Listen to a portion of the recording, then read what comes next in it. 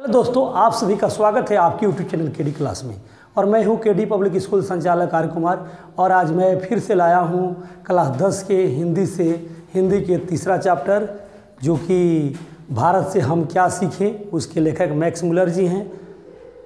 आप हमारे वीडियो को चैनल को लाइक और कमेंट सब्सक्राइब जरूर करके रखें, क्योंकि हम लोग प्रत्येक दिन आपको प्रत्येक विषय से सारी ऑब्जेक्टिव क्वेश्चन को और सब्जेक्टिव क्वेश्चन को हम लोग प्रत्येक दिन आपको कराते रहेंगे। अगर वीडियो अच्छा लगे तो लाइक कमेंट सब्सक्राइब जरूर करेंगे। चलिए, क्वेश्चन है भारत से हम क्या सीखें क्या है। पूछ रहा है कि भारत से हम क्या सीखें क्या है। कहानी है कि भाषण है कि निबंध है कि साक्षात्कार है। तो आपका जवाब ऑप्शन होगा मेरे दोस्त, यह भाषण है। क्या है? ऑप्शन बी सही होगा। यह भाषण है। भारत से हम क्या सीखें क्या है, तो यह भाषण है। अगला क्वेश्चन है भारत से हम क्या सीखें के लेखक कौन है। हजारी प्रसाद द्विवेदी है, गुणाकर मुले जी है कि मैक्स मुलर जी हैं कि इनमें से कोई नहीं है।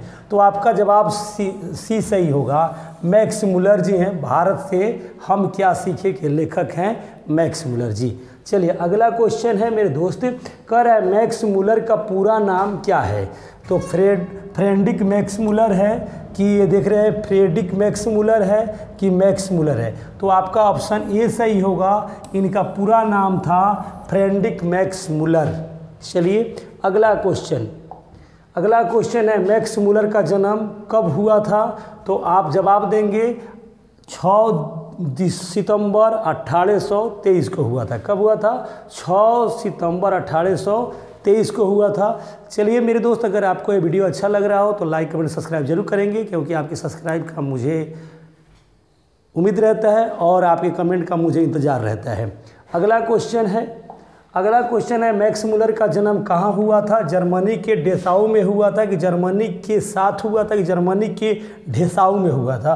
तो आप हिंदी में हर सही दीर्घई डॉट ह जरूर याद ध्यान रखेंगे, नहीं तो आपकी थोड़ी सी जल्दीबाजी की वजह से आपका एक नंबर भी कट जाए, यह बहुत दुख की बात होगी। तो मैं बता दूं कि मैक्स मुलर जी का जन्म हुआ था जर्मनी के डेसाऊ में हुआ था। कहाँ हुआ था? जर्मनी के डेसाऊ में। और आपका ऑप्शन ए सही हो जाएगा। चलिए, अगला क्वेश्चन है मेरे दोस्त, कह रहा है मैक्स मुलर जी के पिता का नाम क्या था।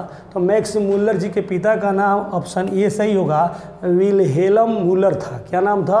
विल्हेल्म मुलर था। चलिए, अगला क्वेश्चन है आपका। अगला क्वेश्चन है मैक्स मुलर कितने साल के थे कि उनके पिता की मृत्यु हो गई थी। तो आपको पता होना चाहिए 4 साल है कि 3 साल है कि 5 साल। तो वे 4 साल के मात्र थे कि उनके पिताजी की मृत्यु हो गई थी। कितने साल के थे? मात्र 4 साल के थे तो उनके पिताजी की मृत्यु हो गई थी। अगला क्वेश्चन है मैक्स मुलर बचपन में किस भाषा में निपुण थे। तो आपका जवाब होगा संगीत भाषा में वह निपुण थे। ऑप्शन ए सही होगा, संगीत भाषा में निपुण थे। अगला क्वेश्चन है आपका, कितने वर्ष की उम्र में मैक्स मुलर ने लिपजिंग विश्वविद्यालय से संस्कृत का अध्ययन आरंभ किए थे।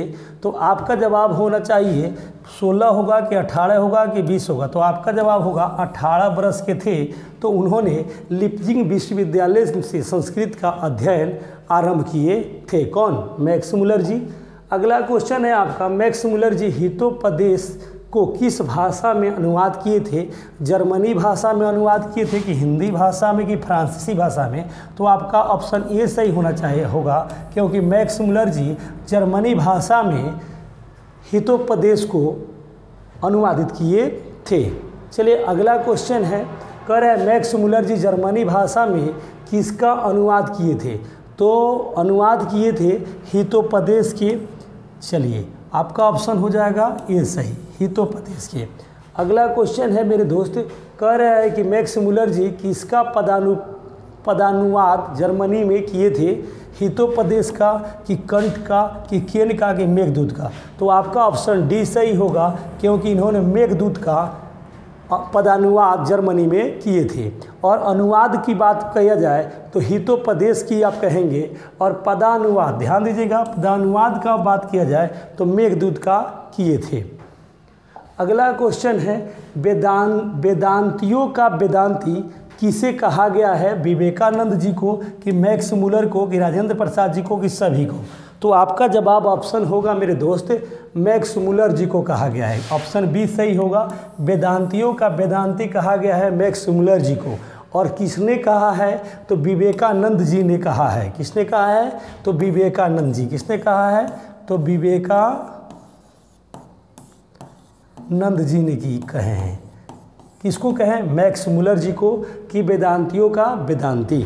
अगला क्वेश्चन है, कह रहा है कि मैक्स मुलर को वेदांतियों का वेदांती किसने कहा है? तो वह है स्वामी विवेकानंद जी। अभी आपको बताएं ऑप्शन ए सही होगा, विवेकानंद जी ने कहे हैं मैक्स मुलर को वेदांतियों का वेदांती।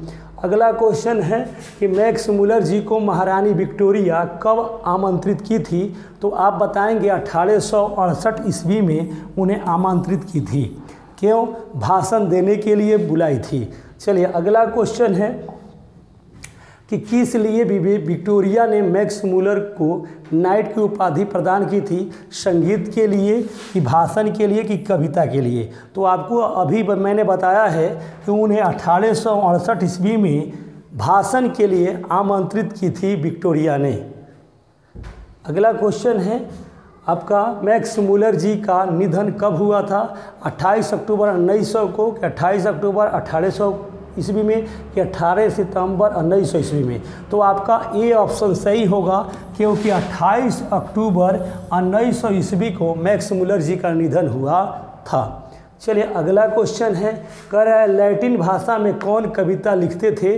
राजेंद्र प्रसाद जी कि मैक्स मुलर जी कि भवानी शंकर त्रिवेदी जी? तो आपका जवाब होगा बी, क्योंकि मैक्स मुलर जी ही लैटिन भाषा में कविता लिखते थे। अगला क्वेश्चन है कि मैक्स मुलर का जन्म आधुनिक जर्मनी के किस नगर में हुआ था? डेसाऊ में हुआ था कि हिस्से में हुआ था कि बेवरिया में हुआ था? तो आपका ऑप्शन ए सही होगा, डेसाऊ में जन्म हुआ था। किनका? मैक्स मुलर जी का जर्मनी के डेसाऊ नामक जगह पर उनका जन्म हुआ था। अगला क्वेश्चन है कि मैक्स मुलर ने सर्वविध संपदा और प्राकृतिक संदर्भ से परिपूर्ण किस देश को माना है? किसने? मैक्स मुलर जी ने सर्वविध संपद और प्राकृतिक संदर्भ से परिपूर्ण किस देश को माना है? जापान को माने हैं, श्रीलंका को कि भारत को? तो आपका ऑप्शन सी सही होगा, भारत को ही उन्होंने मैक्स मुलर जी भारत को सर्वविध संपदा और प्राकृतिक संदर्भ से परिपूर्ण देश माना है। चलिए अगला क्वेश्चन है मेरे दोस्त, अगला क्वेश्चन है सर विलियम जोन्स ने अपनी समुद्री यात्रा कहाँ से आरंभ की थी? इंग्लैंड से की थी कि भारत से कि अमेरिका से? तो आपका ऑप्शन ए सही होगा, इंग्लैंड से उन्होंने समुद्री यात्रा आरंभ किए थे। चलिए अगला क्वेश्चन है, कह रहे सभी भाषाओं की अग्रज कौन सी भाषा है? हिंदी है कि संस्कृत है कि इंग्लिश है? तो आप लोग सभी को जानते होंगे सबसे पुरानी भाषा जो है वह संस्कृत है। तो इसलिए सभी भाषाओं का अग्रज यानी बड़ा भाई अगर कहा जाए तो संस्कृत को हम कहेंगे, और आपका ऑप्शन बी सही होगा। चलिए अगला क्वेश्चन है हम लोगों का, मानव मस्तिष्क की उत्कृष्टतम उपलब्धियों का सर्वप्रथम साक्षात्कार किस देश ने किया है? जापान ने किया है कि फ्रांस ने किया है कि भारत ने किया है? तो आपका ऑप्शन सी सही होगा, भारत ने ही सबसे पहले किया है। मेरे दोस्तों आपके कम समय में ज़्यादा क्वेश्चन बताने की कोशिश कर रहा हूँ ताकि आपका समय मैं कम लूँ और ज़्यादा क्वेश्चन आपको दे पाऊँ। चलिए अगला क्वेश्चन है, प्लेटो और कांट कौन थे? दार्शनिक थे कि भूविज्ञान थे कि खगोल शास्त्री थे? तो आपका ऑप्शन ए सही होगा, ये लोग दोनों आदमी प्लेटो और कांट ये दोनों दार्शनिक थे।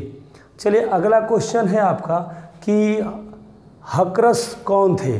दार्शनिक थे कि भूविज्ञान थे कि खगोल शास्त्री थे कि वनस्पति वैज्ञानिक थे? तो आपका ऑप्शन डी सही होगा, यह वनस्पति वैज्ञानिक थे। कौन? हकरस। हकरस क्या थे? वनस्पति वैज्ञानिक थे। चलिए अगला क्वेश्चन है, जीव जंतुओं के अध्ययन में कौन रुचि रखते हैं? श्री हेकल, प्लेटो हकरस। तो आपका जवाब होगा ये सही। श्री हेकल थे, वह जीव जंतुओं के अध्ययन में रुचि रखते थे। चलिए अगला क्वेश्चन है मेरे दोस्त, कह रहा है किस विद्या के लिए भारत एक जीता जागता संग्रहालय है। समझ रहे हैं ना, यहाँ बता रहा है निरिवंश विद्या के लिए सॉरी, यहाँ ई को आपका एक्स्ट्रा हो गया है, इसे आप लोग ख़त्म कर देंगे। ई वाला को आपका नहीं होगा, तो होगा निर्वंश विद्या के लिए कि संगीत विद्या के लिए कि नृत्य विद्या के लिए। तो आपका ऑप्शन ए सही होगा। इन्हें निर्वंश विद्या के लिए भारत को एक जीता जागता संग्रहालय माना गया है। अगला क्वेश्चन है मेरे दोस्त, कह रहा है किस गवर्नर जनरल के समय दारिश नामक सोने का सिक्का मिला था। वारेन हेस्टिंग्स के समय कि कैनिंग के समय में कि विलियम बेंटिंक के समय में। तो आपका जवाब ये सही होगा, वारेन हेस्टिंग्स के समय में दारिश नामक सोना मिला था।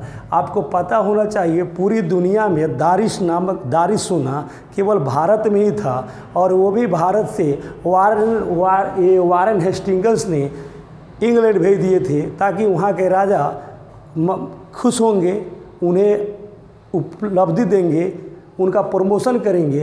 लेकिन वहाँ के राजा इतने मूर्ख थे कि क्या बताया जाए, वह दारिश नामक सोना को भी उन लोगों ने पहचाना नहीं और गलवा दिया, आज कहीं भी नहीं है। तो आपने देखा कि किस गवर्नर जनरल के समय दारिश नामक सोने का सिक्का मिला था, तो वारेन हेस्टिंग्स के समय में। अगला क्वेश्चन है आपको, हेस्टिंग्स को कितने सोने के सिक्के मिले थे। तो 72 मिले थे कि 172 मिले थे कि 162 मिले थे। तो आपका ऑप्शन बी सही होगा, 172 दारिश के सोने मिले थे, सिक्के मिले थे।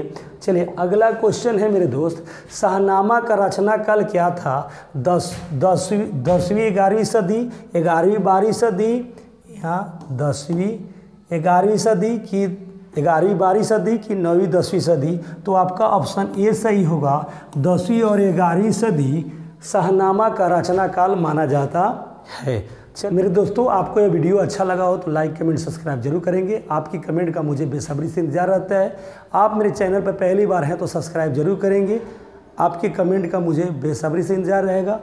मैं मिलूँगा नेक्स्ट वीडियो में नेक्स्ट दिन, तब तक के लिए धन्यवाद। जय हिंद, जय भारत।